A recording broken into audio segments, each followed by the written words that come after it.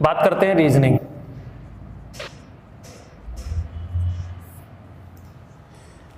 पढ़ने की जरूरत ही नहीं है, मॉक लगाओगे ना रीजनिंग की प्रैक्टिस बहुत अच्छी हो जाती है। कोई जरूरत नहीं है कि आप एक बुक उठाओ उससे आप एक चैप्टर के 50 क्वेश्चन लगाओ 100 क्वेश्चन लगाओ, कोई जरूरत नहीं है। आपके पास दिमाग है, आप उसको यूज कीजिए, आपके क्वेश्चंस इजीली होते जाएंगे। रीजनिंग में कुछ चैप्टर्स होते हैं जिनका आपको पढ़ना जरूरी है। मैं आपको बता दूं, क्लॉक, कैलेंडर, सिटिंग अरेंजमेंट,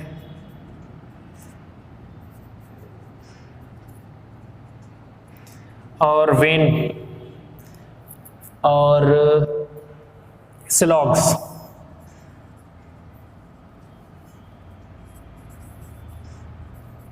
तो आप ये सीख लीजिए, एक बार ये सीख लीजिए, ये सीख लीजिए। इन दोनों चीज को आपको बार बार रिवाइज करना होता है। तो जब भी एग्जाम हो उससे एक दिन पहले आप इनको पढ़ लीजिए। बाकी के चैप्टर्स आपने एक बार अगर देख लिए हैं, 10-10 क्वेश्चन भी लगा लीजिए हैं, तो आपको रीजनिंग को टाइम देने की जरूरत नहीं है। आप पूरा का पूरा टाइम दीजिए मैथ्स को। मैथ्स ही आपका इंप्रूव कराएगी स्कोर, वही आपका सिलेक्शन दिलाएगी, क्योंकि रीजनिंग में सभी लोग स्कोर कर सकते हैं। एक ही दो क्वेश्चन होते हैं जो आपको फंसते हैं, ठीक है। इसके बाद हम बात करते हैं, हाँ तो अब बात करते हैं जीके।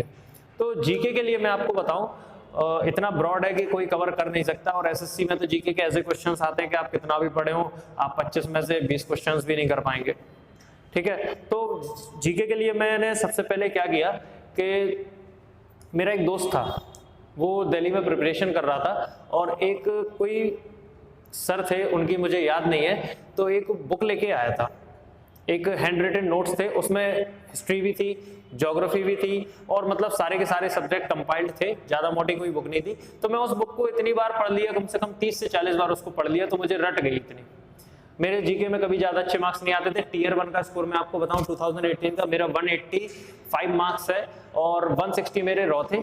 रॉ में से मेरे 45 थे मैथ्स में, 47.5 शायद इंग्लिश में थे, और 50 रीजनिंग में थे, और जीके में शायद 15 या 10 मार्क्स थे। तो जीके का पार्ट इतना स्ट्रांग रहा नहीं है।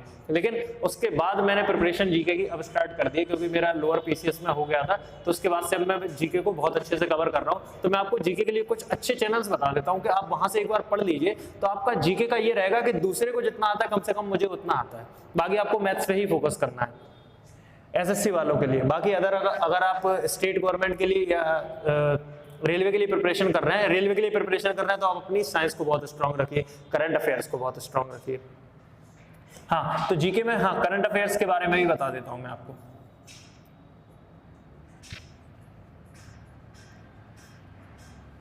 करंट अफेयर्स का देखिए, बहुत सारे टीचर्स होते हैं, बहुत सारे लोगों की स्ट्रेटेजी भी होती है कि रोज वो 10 क्वेश्चंस याद कर रहे हैं, या रोज के करंट अफेयर्स को 1 घंटा दे रहे हैं। मैंने कभी भी ऐसा नहीं किया, मैंने कभी भी करंट अफेयर्स को ज्यादा टाइम नहीं दिया।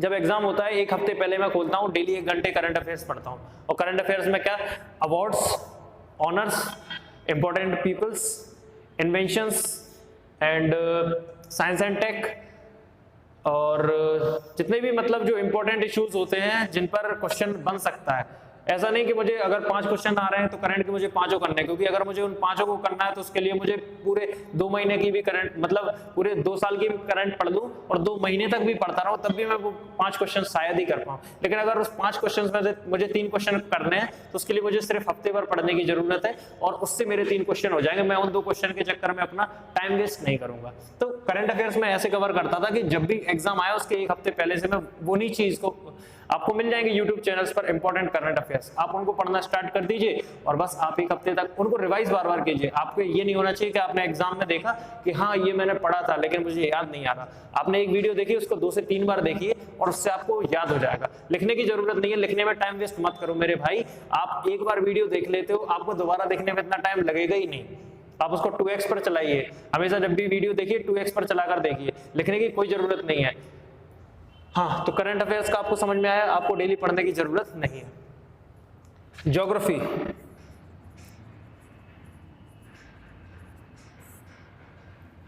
आलोक सर सर्च कीजिएगा, टोपी लगा के पढ़ाते हैं, बेहतरीन ज्योग्राफी पढ़ाइए। आप एक वीडियो देखेंगे आप खुद कहेंगे कि मेरा मन है मैं पढ़ूं। आप उनसे पढ़ लीजिए, बहुत अच्छे से ज्योग्राफी कवर कराइए, आपको कहीं जाने की जरूरत नहीं है।